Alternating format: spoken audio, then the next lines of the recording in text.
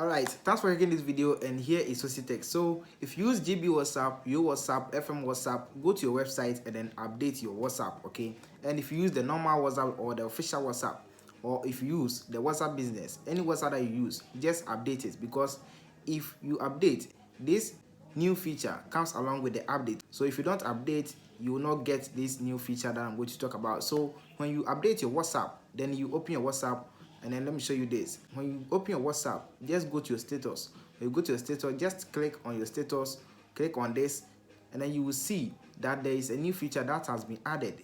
And this feature will allow you to record your voice and put it on your status. Just press and hold and then say anything. So I will say subscribe, like, and share this video as well. And now let's hear this. Say subscribe, like, and share this video as well. Then after that, you just send it, just like putting something on your status, a picture or a video, just like that, and then you are done with it.